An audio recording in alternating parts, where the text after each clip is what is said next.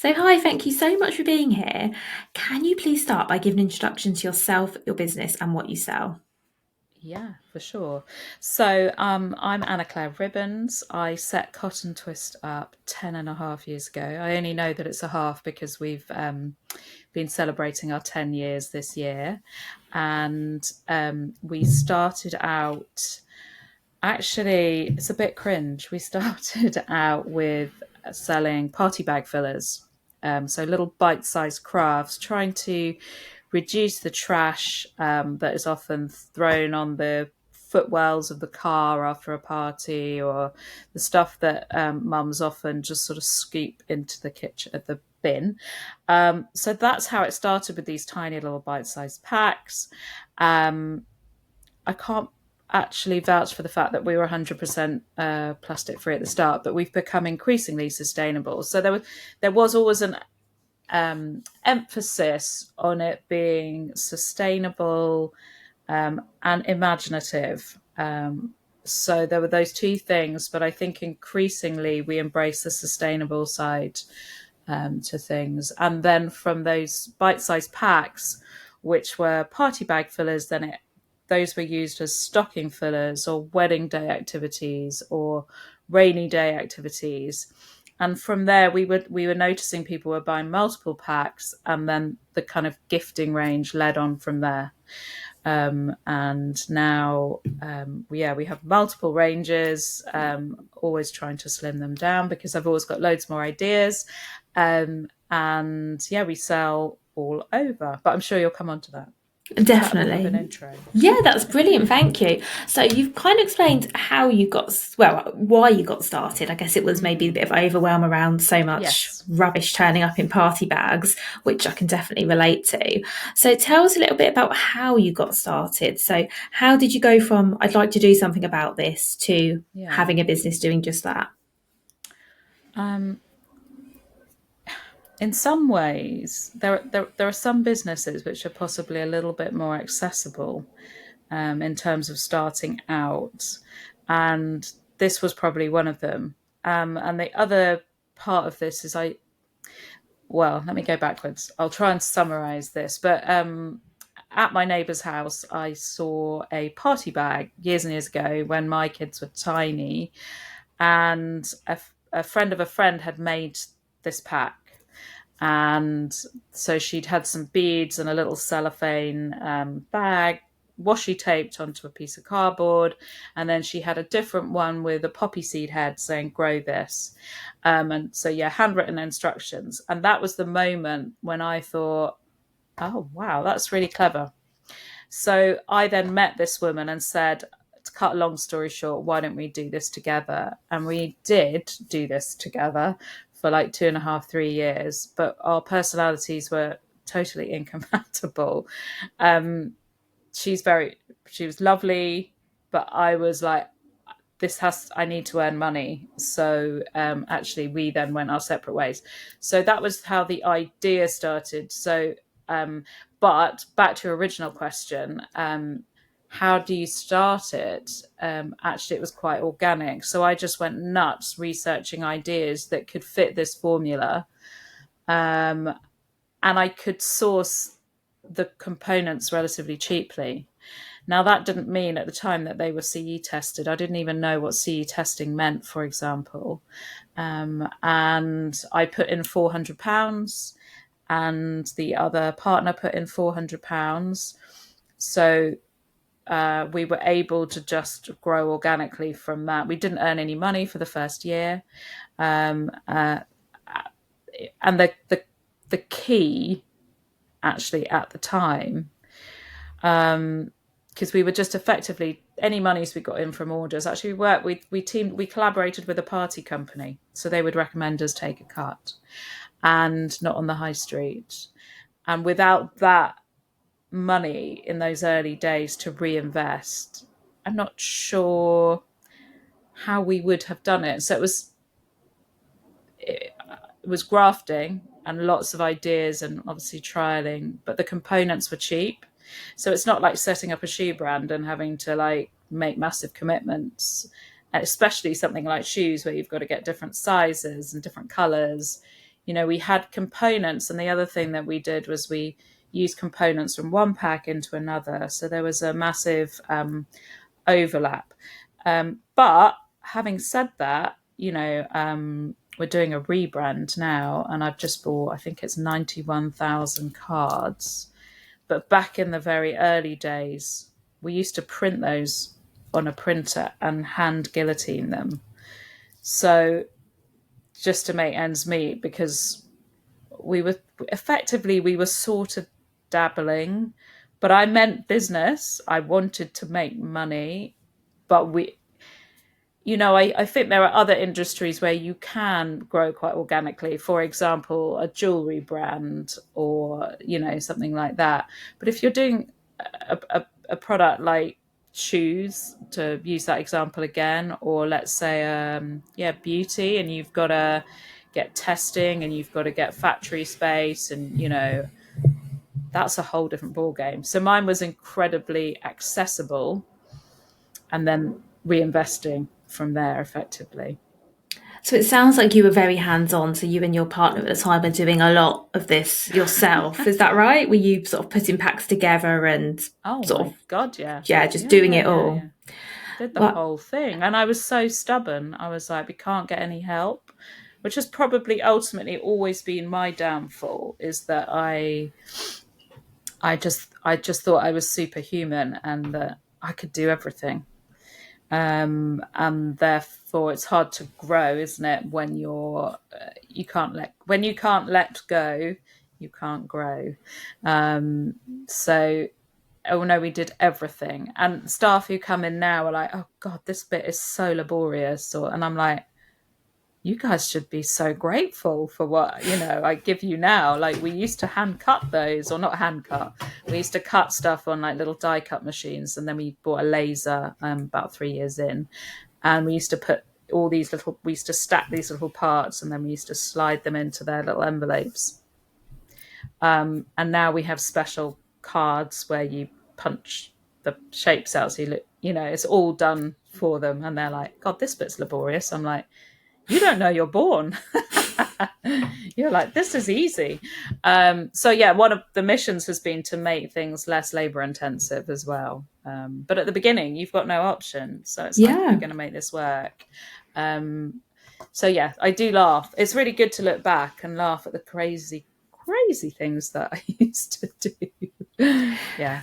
But you say about getting help, and you're right, I do believe you need help to grow. However, I also believe that in the early days, as you did, it's good to be hands-on, it's good to do it yourself, it's good to work out the To know. process and Yeah. what works and what doesn't work, and also to just, as you say, save that money as well. I was interested when you said you didn't pay yourself for the first year, because I think that's something not many people talk about, is that it can Yeah. take a year or longer before you're Mm-hmm. earning the type of money that you can afford to pay yourself. But I think I mean, I've paid sometimes, myself every month since that, but I think I'm quite lucky. I think a lot of people have months where they're like, it's just not working this month. I can't pay myself. But yeah, nothing for the first year. Sorry, I've completely interrupted your train of thought no, there. you haven't at all. I was just going to say, I think it is worth talking about that though, because I think there's an expectation that you're going to start a business and the money's going to come rolling in. But actually, I had someone on the No. podcast a while ago actually talking about the fact that her belief is that you don't take any money out for as long as possible, because then you've always got something to reinvest and you can grow. And I think I agree with that. Yeah, I mean, it did get a little bit demoralizing by the end of that first year, I'm because you sure. slogged. And also, my kids were a lot younger then. Yeah, I'd had my third child, and so she was a baby. She was sort of 6 weeks when we dabbled with the idea, and then when she was born, that's when I started in earnest. Well, when she was about 6 weeks, I was like, right, here we go. This is my opportunity to prove that I don't need to go and work for someone ever again. That's funny. That's exactly when I started my first business. I had a products business when my daughter was 6 weeks old, exact same timing. Yeah, And again, yeah, it was thinking I don't want to keep trading time for money and, no, yeah, having someone else dictate when I work and where I work. yeah. But I mean, what you don't realize is that then you're just giving yourself a passport to work all the time. Yeah. And hours, perhaps your working hours may be a bit more unsociable than you would like. And there's always, yeah, Yeah, There's I mean, pros and cons. there's pros and cons, as you say. You've got that ultimate flexibility, but it's always there. You're on holiday. You're not. You are on holiday, but you're not. Um, pros and cons. So coming back to getting started, so I know that lots Yes. of people believe they need some sort of investment to start, but Mm, I'm not, from what I've read about you, you've managed to grow your business without getting any outside funding at all. So what yeah. do you think helped you to do that? Being totally nuts. You've just got to be so driven. Um, and I think we were lucky because you can't you can't scale it up, and you can't get the quantities in that you need until you've got cash. But the biggest, what could have been my downfall, is if I'd had cash and I'd bought the wrong stuff and I hadn't tested the market, then I could have been sat on a pile of stuff that I couldn't shift. So that organic kind of growth was perhaps one of the reasons why we weren't wasting money on stuff that wasn't work. I mean, listen, we had stuff that has been an absolute nightmare to sell, where we had to, because you have to start committing. There's a point where you have to go, okay, right, let's get this cut for us. Or, I remember our first die cut job, and yeah, it seemed like such a big deal. Then we researched and we researched. Yeah, I think, yeah, just grafting and really just that that period at the beginning is really understanding your market and understanding what people like the things that I like and love that I might think would be a bestseller. I still get it so wrong, and we're always shocked. Even now, we're trying to make products based on ideas that work. I'm doing free stuff on Instagram, and actually, that's been really insightful because I can see the types of things that people like. So yeah, you don't want to spend too much too quickly on a product that everything had to be flexible. Actually, it was about small quantities, responding to people, do your research rather than getting all that money. You know, I wouldn't have known where to start, but mine was very, like I said, it was very accessible in terms of price point. I did once go into Starbucks when we had an order, because orders were obviously very lumpy, and it was a magic wand. And at the time, we used a coffee stirrer, and we'd run out, and I ran into Starbucks, and I maybe grabbed a small handful of coffee stirrers. Oh. But yeah, we were lucky. But I think it's good. Don't go like a bull in a china shop. If you're launching a beauty product and you've got to go a lot larger than I went, but you want to hone it down or have a couple of SKUs. That ultimately makes it hard if you've only got a couple of SKUs. Once you've, but test the market first. It's difficult to know. It's really difficult to know what people are going to respond to, and like I say, with all the knowledge that we have, we're still surprised at what people respond to, That's really even though we interesting. should be better at it than we are. We're getting better, but you just never know. We've got best-selling peg dolls, and then we make a cow, or no, we made a cow and a pig, and I was like, pigs. People go wild for pigs. There's like Percy Pig, and no one wants a pig. Like, no one wants a pig. They all want a fox, and they want. I'm just looking at them in front of me here. They want a fox, and they want like superheroes and stuff, but they don't want that. And we tried like using historical characters like Emmeline Pankhurst and Einstein. Nobody wants them. So yeah, it's just testing the market. You never know. And so, yeah, like I say, something that works doesn't necessarily, a format that works doesn't work in all themes, or so we try and kind of work out why things, is it because actually a pig is for a younger audience? By the time they're using our products, they're 3-4 years old, so maybe they've grown out of pigs, and they're more into superheroes. So we're always, you live, you learn. But our wastage is very low, though. because we, like I say, we're able to use components across different lines.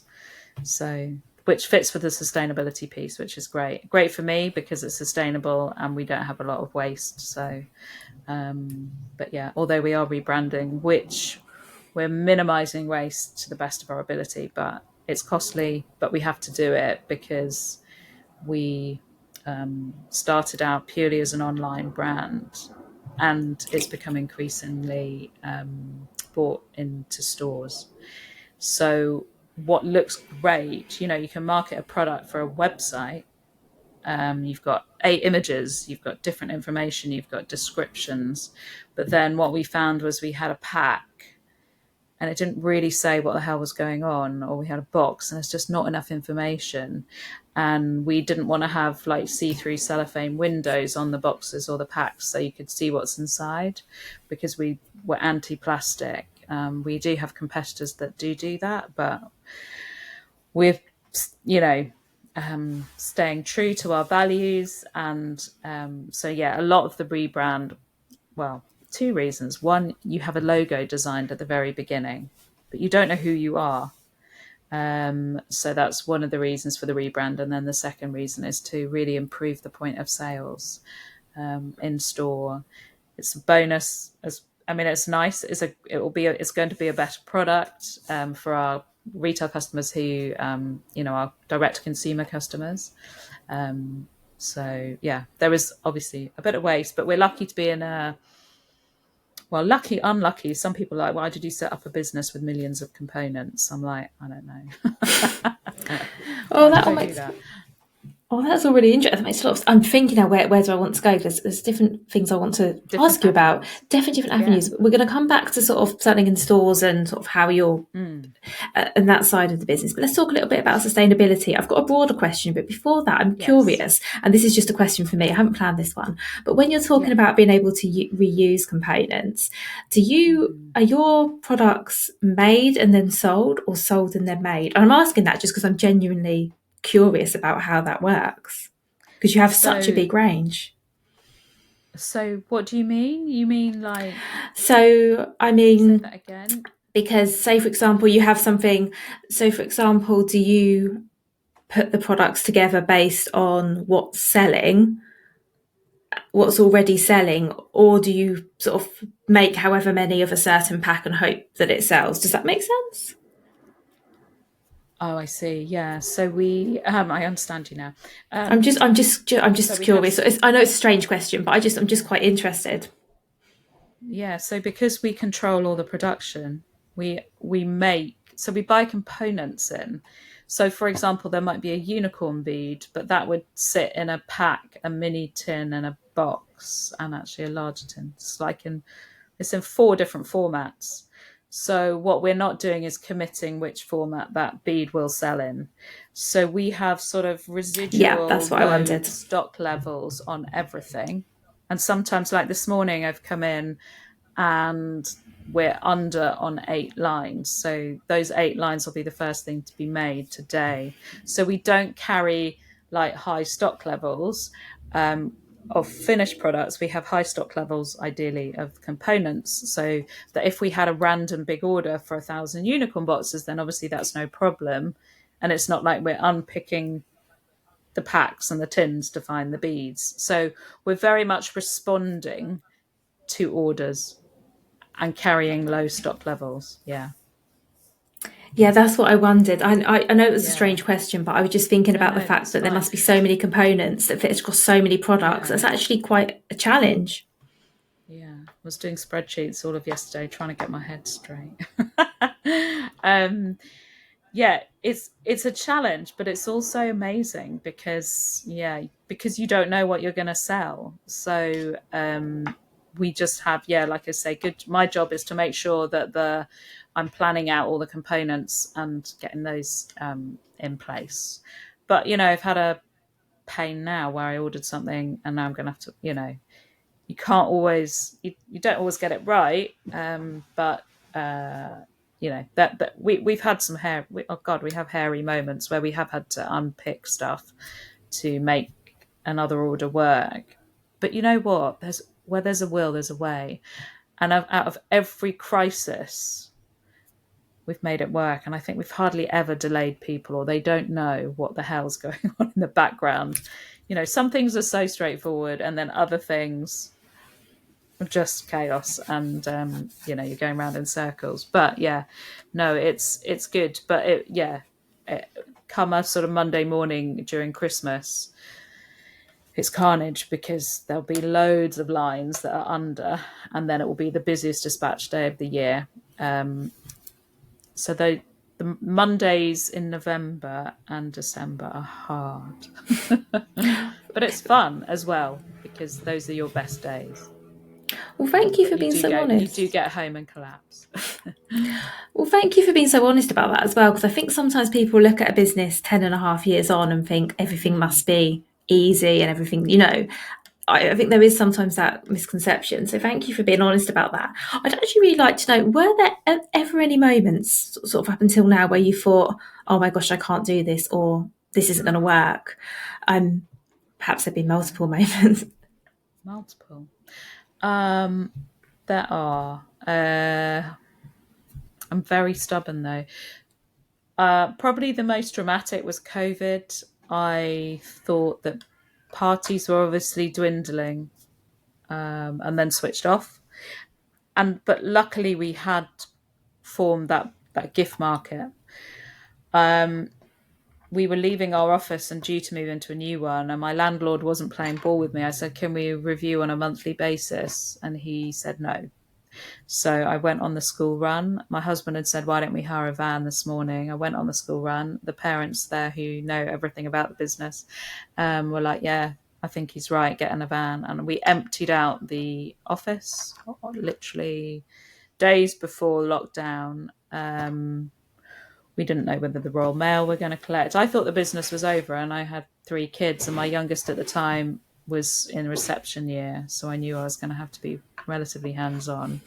So we brought it home whilst we were messing around. I was like, I don't want to paying a hefty rent if I've got no money coming through the door.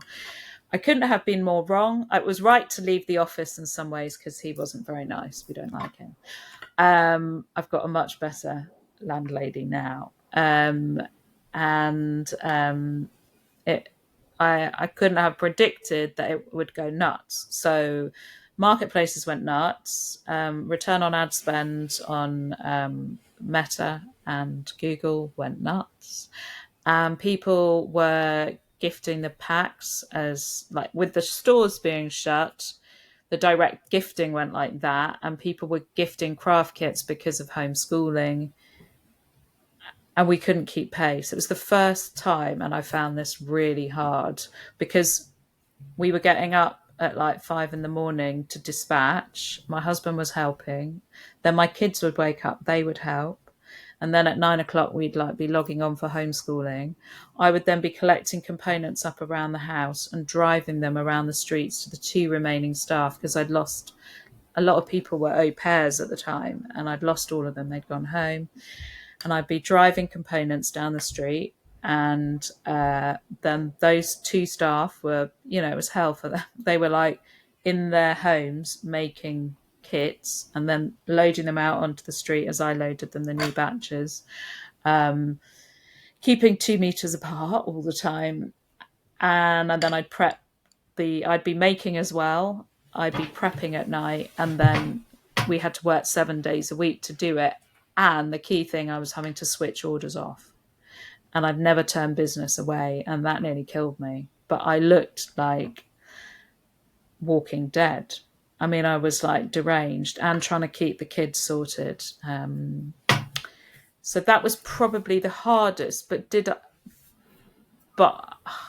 wasn't like I wanted to give up.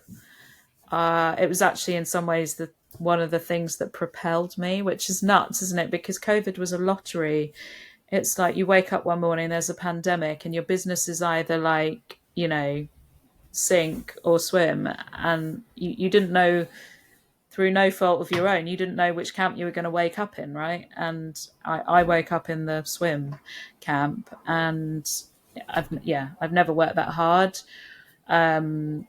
Still sometimes, I mean, I said to people, like some people, I'm still quite traumatized. Like, because of the intensity of having the kids and trying to keep it going. And that's my stubborn streak. But I think there's probably a stubborn streak in many entrepreneurs, because you've got to fight and you've got to respond to those knocks. This wasn't a knock. There have been other knocks where you've got, I mean, actually, I've thought of one. The postal strikes at peak season a couple of years ago, that was rough, because you're like, you do all that work for Christmas, you take 60% of your revenue in those months, whatever, 60, 70%. And it's that thing where it's totally out of your control. And that is really demoralizing. Stuff like Trump and the tariffs at the moment, we're in no man's land. A lot of people in the same boat. We rely massively on America, but we just keep on, you just keep on going. And like, nothing's been clear, so you're just sort of finding your way. We're all finding our way. And one staff member said, "Oh, I think we should switch Etsy off until it's all sorted." And I went, "No, we're not switching it off. Let's just find our way. This method isn't, we have to manually go back to each customer and collect duties because the system can't do it yet. But even if they didn't pay the duties, I'm still better off taking the order than not having that customer." So, we've just got to, we're just finding our way. Stuff like that's really hard though, when it's like you work so hard to set things up, and then you've got cost of living. You can't put your prices up, but your clients can't afford it. So you need to put your prices up, but you can't. The Royal Mail shut down. We tried every day. I tried different ways to make that work, but we lost a lot. I mean, overall it was Christmas and it was good, better than a normal month, but it wasn't what it should have been. So, but the knocks make you stronger. And what I tend to do now, and the pattern that I see in myself, is that I will be knocked down by it. I'll be crushed. I'll be knackered. I'll rant. I'll tell my husband 3 times the same story. And then he'll be like, "Go to bed." And I'll be like, "Okay, it's that moment. I just need to go." And then I'll wake and I'll just be like, "I can't do this anymore." And then I'll wake up in the morning. I'll be like, "Right, okay," and come back. So, and actually the knocks have proved to lead to good things. One being, someone copying me a few years ago actually led to me resurrecting a price bracket, another price bracket within the ranges, which was actually perfect timing because of cost of living. So we did have like our small packs with one activity, and then we had a box with 10, and then we put in a tin with 5 because I wanted to compete with her, because I couldn't. My husband's an IP lawyer. He couldn't make any traction with Etsy, where she is selling. So I was like, right, okay, you copy me, I'm gonna play you at your own game. And that was like the light bulb moment. I was like, what am I gonna do with this frustration? And that's when it came to me. So I wasn't copying her. I was going, I need that price point again. And I had it originally, but we'd taken it out because we thought it would be better to have a higher price point with the box. But now we have everything, and then that's great, because actually we're seating more budgets that people have got at the moment. So yeah, I don't know. Maybe one day there'll be something that knocks me over that I'm like, I can't fight anymore. But you do. You sometimes feel like you're going out to battle. Yeah, it's hard. Yeah, you're, because you don't, and certain things go wrong, and you're like, or ugh. But yeah, just got to keep fighting. Yeah, Trump's our current one. Yeah, it's a challenge. We're not alone, and there are people a lot worse off than us. And the thing that the UK has got at the moment, by the way, this could change like within a couple of hours of me saying it. We're on 10% tariffs. The removal of the de minimis is an absolute disaster, but hey, it's 10%, and Europe is 20%. The rest of Europe's 20%. So, okay, and these small creative businesses, I just feel, are particularly concentrated in the UK and Europe. So, are the Americans just going to stop buying? probably not, because then they lose quite a lot of their shelves. A lot of food products here, but there's so much creativity and beauty, and that I feel like there's more of these micro businesses, and the online marketplace, sort of trade show marketplace fair, which I don't know if any other of your podcast people have mentioned fair, but that's been a game changer for us. And I think that COVID also made fair, they were a swimmer in COVID because people weren't physically able to go to Top Drawer or Spring Fair. I've never exhibited at a fair ever, because at the point that we were starting to do more wholesale, yeah, COVID hit and we joined fair at the right time.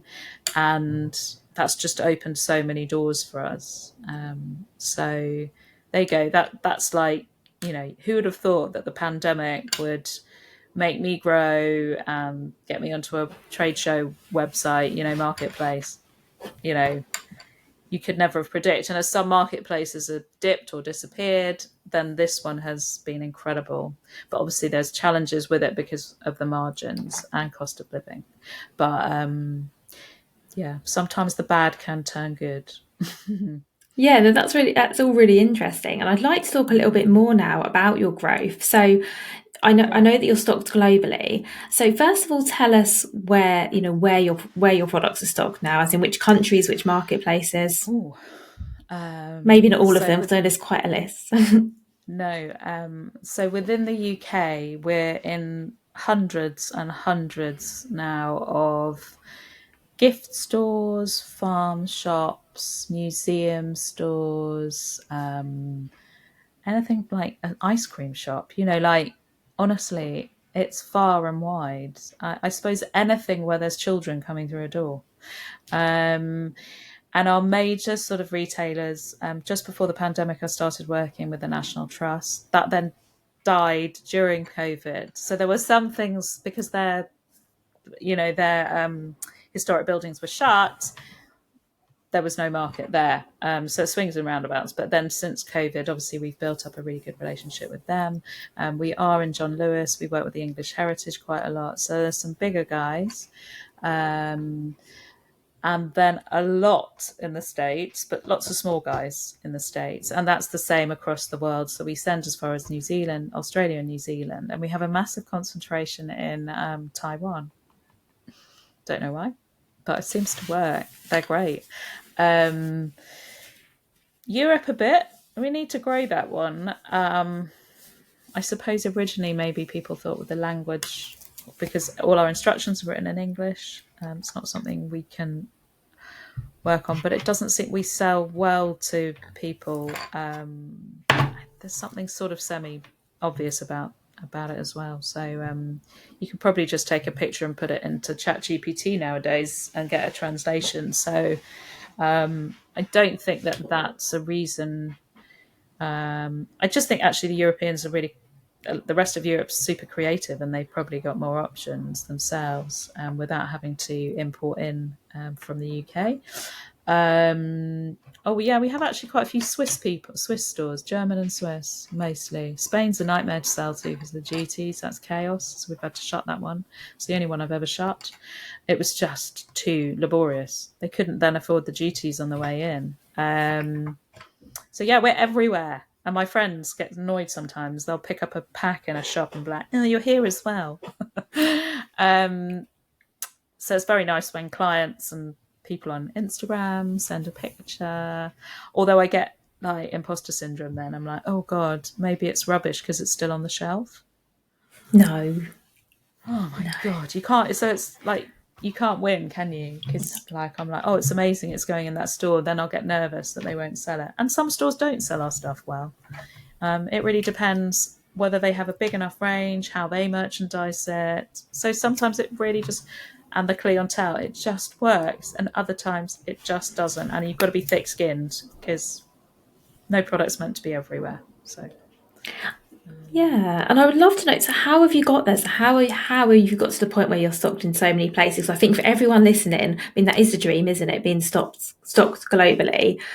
Is it all been via fair, or have you done something Most else? for the international stuff, we did bits and pieces abroad before fair, but fair made that relationship really easy. So although we obviously pay a commission if the client's not known to us,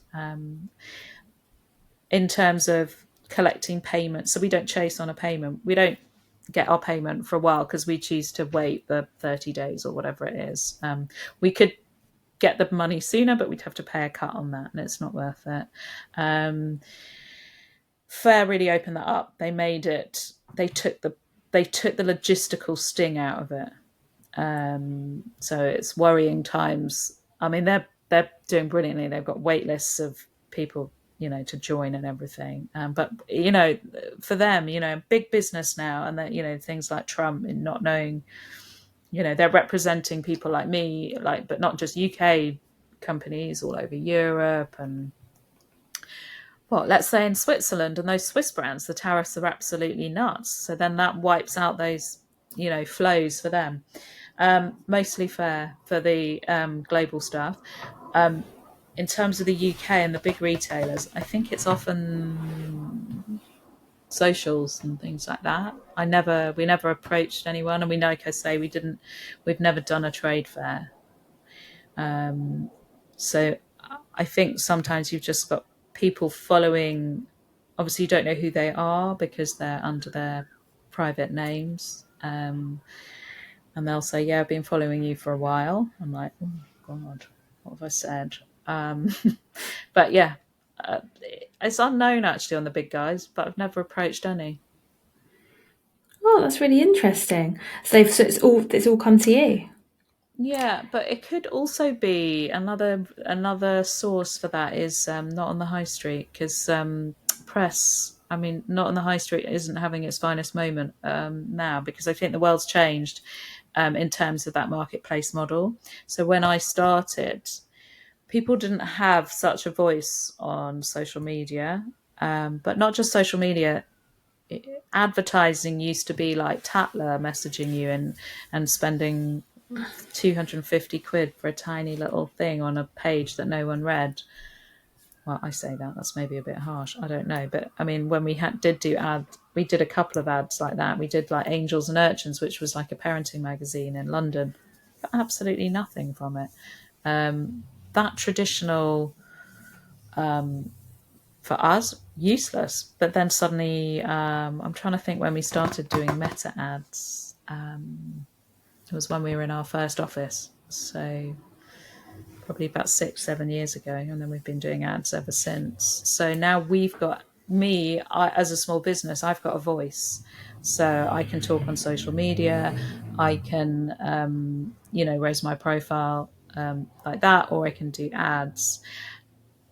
So then that marketplace model becomes a little bit more redundant because at the time when I started out, it was like, wow, look at all these amazing creative businesses all under this one roof. But I think people now know more about these small businesses. They might know that I sell, so they wouldn't go to Not on the High Street necessarily. And a lot of people are loyal to the small business seller themselves. And so they know that I will make more money if they come direct to me. Then again, the big giants of like the Etsy's of the world, I mean, we have seen a dip on there as well. We actually get a lot of international traffic on there, or we used to before Trump. So again, it's that American market often seeing these kind of small creative businesses. Yeah, swings and roundabouts. Yeah, things change a lot, don't they? I guess if you look They back do. over the last 10 years, things change Oh an my awful, God, awful yeah. lot. Yeah. I mean, what propelled me in the first place is now sinking. And the key thing is always, always, and it's really, really, really hard to do because if you're having a really great time on a specific marketplace, you're like, brilliant, I'll put my feet up, shall I? Well, not, but you know what I mean. But you can never be complacent, and you've always got to spread your bets across different channels because you never know how you're on Etsy, but I don't control that algorithm. We subscribe to something called Marmalade, which is supposed to make our listings A plus plus or whatever. So we tweak our listings, we do, but still, it's out of our control. Whereas if I make my listings on my site, I advertise, I do my social media, I'm more in control of that. Obviously, the algorithms on socials are difficult, and I've spent way too many hours trying to work that one out. Um, but you've always got that. I've got that, and that's why I have tried really hard to build a following, because people look at that and they do go, oh, okay, you must be established. I always say to people, follow account does not equal revenue. That is not an insight into a business. But in terms of reputation, it helps. Yeah, I think that makes a lot of sense. So probably retailers as well will check me out now on Instagram. And we also approach people from Instagram rather than a cold email, because no one really likes a cold call. Well, no one likes a phone call. Like, that's the worst. Email, bit better. I always say to people, if they call me, I'm like, just put it in an email, because then I can do it in my own time. But yeah, we often use Instagram to message a store. Now, sometimes it works, doesn't work. But that's the roller coaster that it is. You win some, you lose some, and you have to put the effort in. And I'll put effort in for like bespoke jobs and not get anything, and then I'll get a really good one out of nowhere. So it's just keeping bashing away. But yeah, it's changed. So never put your eggs in one basket. But something slightly annoying was, I dialed into a call, and she was a really nice lady trying to help people navigate the de minimis removal, because we were given less than a month's notice, usual story. And she said, the thing is, guys, you shouldn't put your eggs in one basket with America. You could have put too many. You could have. You should have diversified. And what about thinking about this country? And it's like, right, for the people on the call, it was like, it's hard, because when you're in it and your sales start going nuts in America, with the best will in the world, you're going to take that money and it becomes a bigger percentage, and it is a job. You're trying to satisfy the demand from those clients alongside trying to make sure you're keeping other markets open, and opening up new markets. But it was just quite galling to be sat and have someone tell you, oh, you shouldn't have put all your eggs in one. When you're in it, when these people were like in the thick of it, going, what? So it's going to cost $80 to send a package, like send a greetings card, and people's lives are falling apart. And the US is a really captive market. They love the stuff from here. Like, if you think of all the Etsy, I mean, like, for the really tiny micro cottage businesses on Etsy sending across the US every single day, it's hard to then be told, oh, you know, it's. I think it's one of the harshest lessons, because yeah, when you're in your heyday, I get worried, like, oh God, have we seen our peak on fair? Are we going to have to diversify again? But yeah, that's my job, to keep diversifying. But I've got some major risks coming up in terms of where we're selling. So deep Yeah, breaths. yeah. I was about to say, yeah, breathe, definitely breathe. Oh, well, thank you so much. I have taken up so much of your time. You've been so generous with everything you've shared with us. Can I ask one final question before we Yes. finish? So, Yes, what yes. would your number one piece of advice be for other product businesses? And I know there's a lot to choose from. Product businesses. I think, like I said earlier, just test the market, talk to people, not just your friends, because they can be honest, your friends, right? But not always. Some of them are too nice. Test the market. Don't go crazy at the beginning, like I say, with investments and thinking, because what you love and what you like doesn't necessarily translate. and you've got to find your tribe, right? So you're trying to put two things together. You're trying to get the perfect product, and you've got to market it to the right people. And don't spreading your bets as well in terms of products, like I've just said. So I've probably already said it. Just don't assume that what honestly, I think some products I'm like, oh, that's amazing, I've nailed it, I'm like, I've really got it now, and then total flop. Done it twice this year. Total flop. I'm like, what? I thought, and those are ones actually where I thought I'd done my due diligence and done my research. So who knows? I don't know. Don't go all out. Talk to people. Get feedback. And clients like reviews too. I think clients like the face of the business, knowing who's behind a business, and clients also respond to reviews. So those would be two other tips. Really trade off those. They don't work on social media. Like on an organic post, it will flop. But in terms of ads and mail marketing, and pinning them to your social media, it doesn't matter if they get bad views. For me, social media is about, I give people what they want a bit, which is the free crafts, and then I'll slot it. I have to sort of more casually slot in that we actually sell stuff, which, makes some people unfollow. But I have to do a little bit of sales. Of course.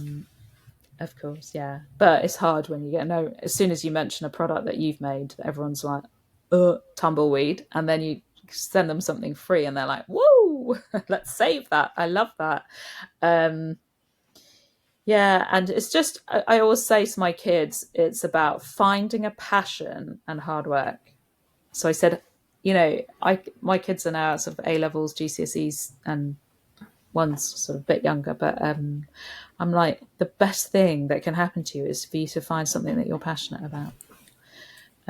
That's what you need to find, because in those dark days, and when Trump does whatever, and COVID hits or something hits and it's not what you thought, you've got to have that passion to keep going.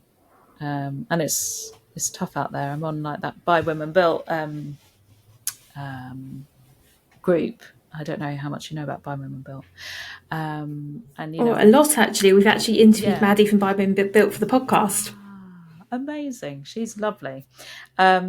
We're putting all their logos onto all our new packaging actually. But anyway, in my inbox, I'm getting in emails every day saying, actually, well, not every day, but a couple this week, sadly, so people going, enough, can't do this anymore. It's tearing me apart. So it is tough out there, but passion and grafting, basically. I think, and a bit of luck sometimes, but I think luck comes with grafting too, because the opportunities aren't there unless you're grafting somehow. That makes sense. Yeah. So yeah, you've got to know you want to do it. Oh, definitely, absolutely. I think you have to be committed. And I'm addicted. It's my fourth child. It drives my family mad, as well as it brings joy, but it also, But my hope is that I've taught them hard work. They've seen their mum grafting. They've grafted too. But they now try and charge me heinous hourly rates. That's brilliant. Well, thank you so much. I've really enjoyed talking to you. Thank you for everything we shared. There was just so much to cover. I didn't even get round to half my questions. I know I talk too much. Sorry. No, but there's a lot to share. That's brilliant. And that's brilliant. Honestly, there's nothing worse than someone who just gives one word answers, is there, on a podcast? So let's face it, we need to. This is meant to be a chat. So everything you've shared has been so interesting, so valuable. Thank you so much. That is a pleasure. Thank you.